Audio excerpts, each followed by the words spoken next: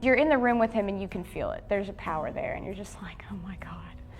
So I don't think I'll ever get to a point where I won't see him and be like, oh my God, that's Toby Keith. Most people find out what they're going to do when they're in college, and that's great, you know? But I guess for me, it just came a little earlier. And I'm so thankful for that because this happens to be a dream come true for me. Imagine this. A 16-year-old girl with a worn-out guitar walking into Nashville in 2006, carrying a dream bigger than the Tennessee sky. Back then, she was just a teenager with bright eyes and the belief that music could change everything. Her debut song, Tim McGraw, was released in June 2006, marking the start of a journey no one could have predicted would last nearly 2 decades. And now, 19 years later, the name Taylor Swift appears on the golden nomination list for the 2026 Songwriters Hall of Fame. At just 35, she becomes the youngest artist ever to be recognized with both of the Hall's highest honors, the Hal David Starlight Award in 2010, and now the ultimate recognition, induction into the Hall of Fame itself. This isn't just a nomination. It's the closing of one chapter and the opening of a legend, a story written entirely by her own hand. When Taylor Swift began, few believed that a young girl from Pennsylvania could rewrite the rules of an entire industry. But album after album, she proved that simple, honest lyrics could build an empire worth billions. From the youthful dreams and heartbreak of Fearless to Red, her bold declaration of love and loss.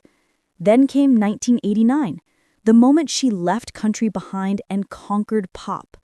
Folklore and Evermore marked a deep creative evolution, while The Life of a Showgirl became the statement that she was no longer just a star, but a living symbol. Throughout it all, Taylor didn't just write music, she rewrote the playbook of power in the modern music business. When she lost ownership of her first 6 albums, she didn't give up. She fought back. She bought them all, regaining control and becoming one of the very few artists to own 100% of her work. Every song, every video, every photo, even the unreleased tracks.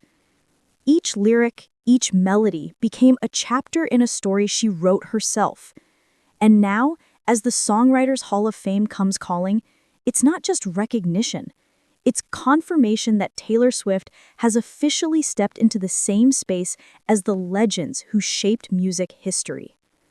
This year's nomination list is anything but easy. LL Cool J, David Byrne, Pink, Sarah McLachlan, Kenny Loggins, Kiss, The Go-Go's, The Guess Who, and America. Each one a giant in their own right. Artists who wrote the soundtrack to entire generations. But only 3 will be chosen in each category, and Taylor Swift at 35 is the youngest among them. She enters the race with Ophelia dominating the charts, Wood sparking controversy, and Wish List, a song that whispers about love and family with Travis Kelce. Every track adds to the portrait of a woman who turned vulnerability into strength and control. So, the question stands: will Taylor Swift carve her name alongside Carole King, Paul McCartney, and Joni Mitchell? Can she become the modern artist who bridges the gap between the showgirl and the songwriting legend?